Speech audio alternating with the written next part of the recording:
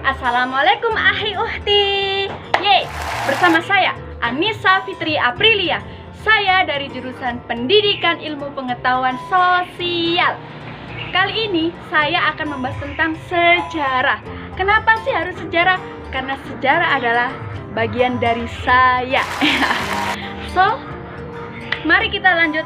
Tetap semangat, kanbate kudasai. Yeay!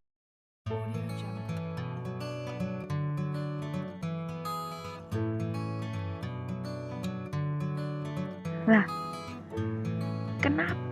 kenapa pentingnya belajar sejarah? Nah, pada slide berikutnya kita akan menjawab soal-soal tentang pentingnya belajar sejarah. Tapi terlebih dahulu, saya mau memberitahu bahwasannya sejarah itu apa sih? Sejarah itu masa lalu.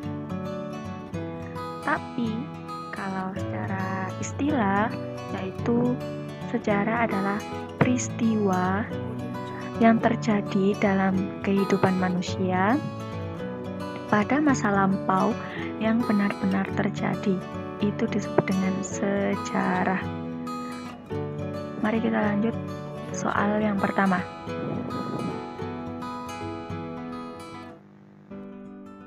Soal pertama yaitu apa tujuan belajar sejarah?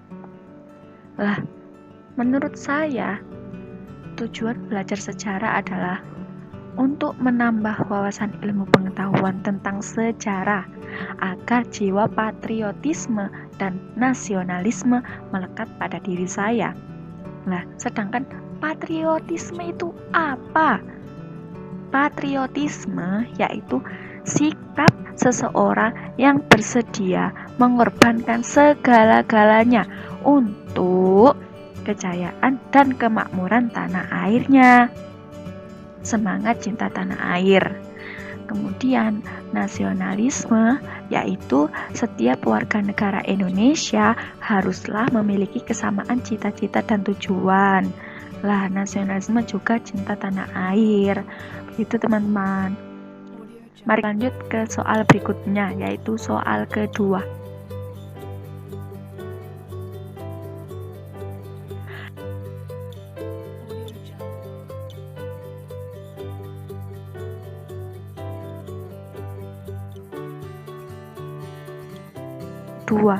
Soal kedua yaitu alasan belajar sejarah.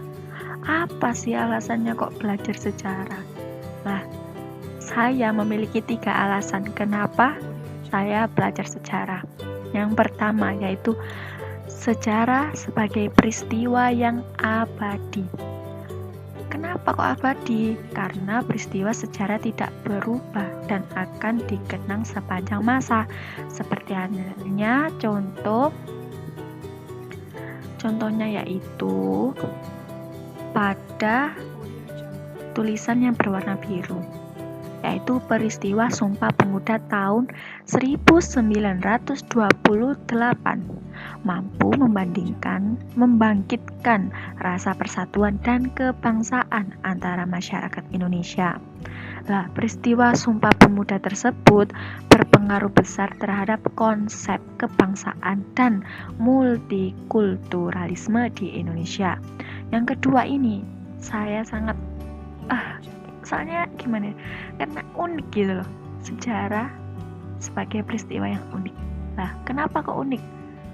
Karena hanya terjadi satu kali sehingga tidak akan berulang. Nah, contohnya peristiwa pemberontakan PKI pada tahun 1948 di Madiun hanya berlangsung sekali dan tidak berulang. Meski pada tahun 1965 terdapat pemberontakan G30S, namun motif, pelaku, dan tempat pemberontakan memiliki perbedaan. Kemudian yang ketiga, sejarah sebagai peristiwa yang penting. Kenapa kok disebut yang penting itu? Kenapa? Karena mempunyai arti dalam menentukan kehidupan manusia.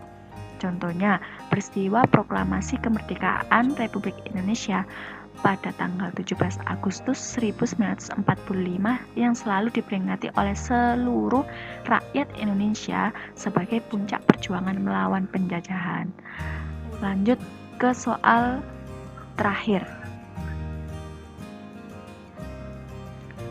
Soal terakhir yaitu sebab mempelajari sejarah. Kenapa sih kok ada sebabnya juga? Karena dengan mempelajari sejarah, kita dapat menemukan pelajaran sehingga dapat membantu dalam memecahkan berbagai masalah masa kini. Jadi, meskipun sejarah masa lalu itu bisa menentukan masalah masa kini.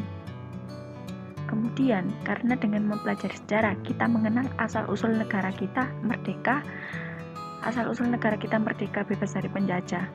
Bukan hanya bebas dari penjajah, tetapi kita juga bisa belajar sejarah tentang kerajaan-kerajaan Hindu, Buddha, Islam pada zaman dahulu. Kemudian ada praaksara, aksara, dan sebagainya. Kemudian sejarah berkontribusi pada pemahaman moral. Lah, biasanya terkadang orang itu ada yang memandang bahwasanya orang Indonesia itu orangnya baik-baik ya, gitu juga. Kemudian sejarah memberikan identitas.